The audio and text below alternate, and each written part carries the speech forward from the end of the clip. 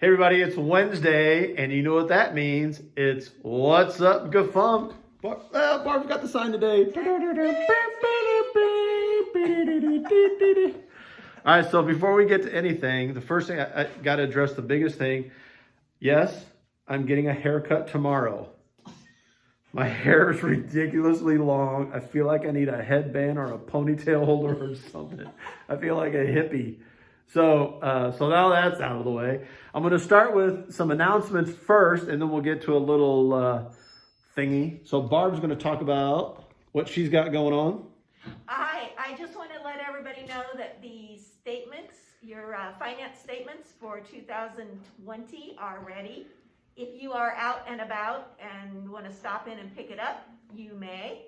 Otherwise, they will be mailed around the end of the month so that we can get them out to you. If you need it before that, just call, let me know. And that's about all I have. Awesome, very cool. So see, Barb does do some stuff around here. Now it's time for my nap. Good enough. She's getting ready to go on her 3-hour lunch. I had to catch her before she left. Now we're going to come back and say hey to Karen real quick. Hello, everybody.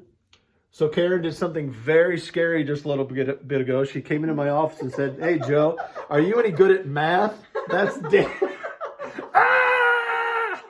was good. That's a dangerous essay. Hey, if it's beyond middle school, I can't help you. Thankfully, it was just fractions and percentages, so we were in good shape. We could do that. So it's good to see Karen here today. All right, so, all right, so here's what. Oh, Barb's still here. There's Barb still here. Yes, I am. So I told you guys that I was going to start reading a book called The Post-Quarantine Church. And I wanted to share what I've read so far in the first chapter. I'm going to shut the office door there because the kids down the hallway, the little darlings, sometimes they're just not really in the mood to do what they're asked to do. So we're going to keep that shut. Take my mask off here. So here's the book, The Post-Quarantine Church, I started to read. And, excuse me, the first chapter was all about gathering differently and better. And we've done a pretty good job of that, being online and offering a couple drive-in services and a hymn sing and some other things. So I think we've done a pretty good job of that. But the focus of this chapter is that this is a time that we can really look at our facilities and the building and the grounds and everything that we have going on with the physical stuff here. Our property. That's the word I tried to... property. So in it, there's a question. Are we a church in our community, or are we a church for our community? Now think about that for a second. Are we just a building that sits here in really the middle of nowhere? We're in farm country up here on the outskirts of Alton and Godfrey. Are we in our community, or are we for our community? Are we doing things for the people in our community? Are we part of our community, or are we just a building in our community? So in that, there was a similar discussion on the conference's Facebook page, and there was a link that was shared. I believe it was shared by Bill Pyatt, actually. So if that's correct, I'm going to give him credit for it. If it's not correct, he's still getting credit for it. So anyway, there was an article that was posted by Rick Warren, and Rick Warren is the pastor of the Saddleback Church out in California. He got 20,000 members. He wrote the Purpose Given Life. I think that's the name of it. Forget it. Anyway, and in it, he talks about the pandemic and how their church has adapted and moved on from it. And I'm just going to give you some quotes from his article. COVID revealed a fundamental weakness in our church, or in the church, in the church. Most churches only have one purpose, and that's worship. And if you take worship away, you've got nothing. They're in a hurry to get back to worship because that's all they've got. They have 5 focus circles that they like to build on and do.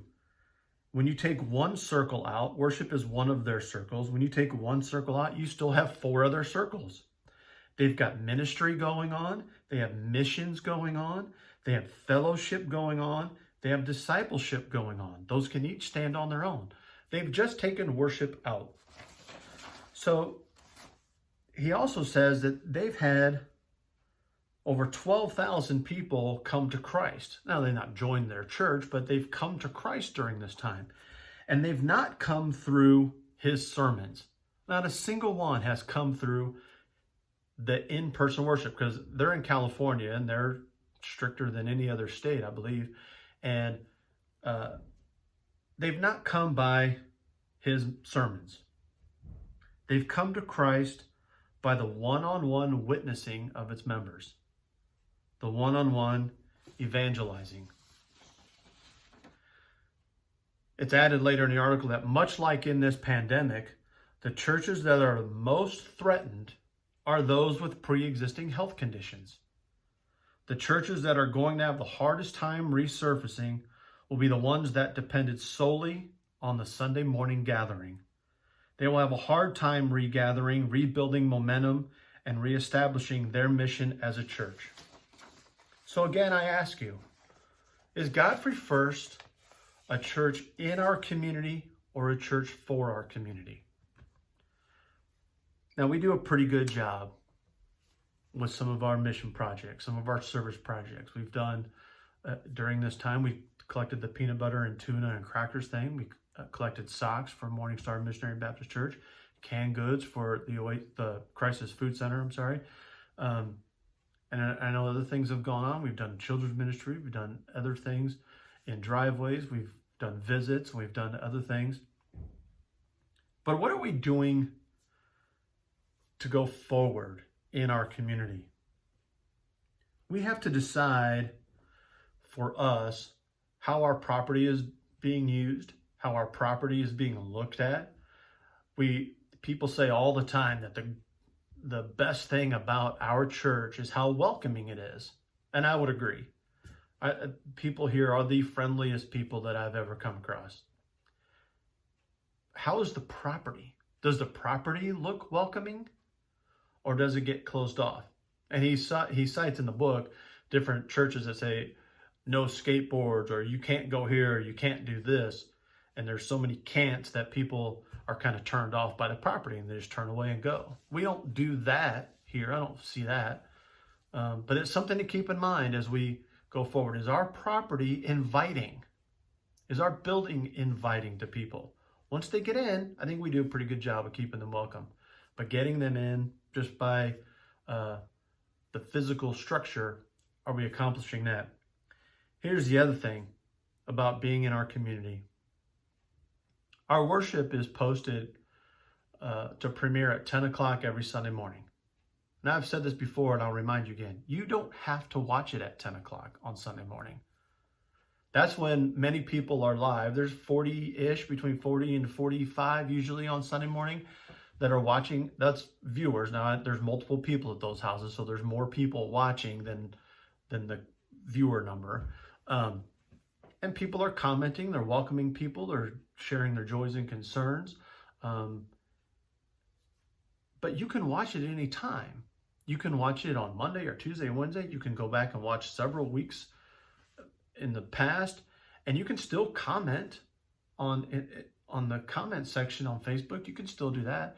It's also on YouTube, and you can comment on YouTube. We see those. Everybody that's commented sees those. They're available. So you don't just have to worship at 10 o'clock on Sunday morning. Here's the other thing. When was the last time you shared the link with somebody? Rick Warren talked about how the people in their church, they've grown, they've brought people to Christ from their members, not from the church service, not from his sermons, but by people inviting others to watch. When was the last time we shared the link to our Facebook church service for people to watch? I've done it a few times. I don't do it every week either. But when was the last time you did? That's a way we can invite people into our church family and invite them to Christ. That's our biggest purpose. We have to invite them to Christ. So, are you sharing it? When are you watching? Are you watching just on Sunday? Are you watching during the week? When are you watching? When's the best time? So, going back to our facility, we must use our facility as a tool to help us connect with our community. Now, I told you all last week too, we're putting a survey together to send out to everybody, and then we're going to start having small group discussions on where we want to be going forward, who we want to be, where we want to be. This is a big proponent of this. Do we want to be just a church in our community, or do we want to be a church for our community? I think you guys know the answer to that. So I'm looking forward to get that survey out to you in the next few weeks. Each week for the next few weeks, I'm going to highlight a different chapter of this book, have this discussion. If you have any thoughts on any of this, please leave in the comments. You're welcome to call here at the church. You're welcome to email me. You're welcome to contact me anyway, or Pastor Jay or Barb or anybody, and let your thoughts known, or let your thoughts be known. So blessings to you. I hope that you guys are participating in our online worship. I hope you're sharing it. I hope you're showing people that Christ is alive and active here at Godfrey First. Let's be a church for our community. Let's be a church for each other. It's in His name we bless this day and every day. Amen. We'll see you guys later.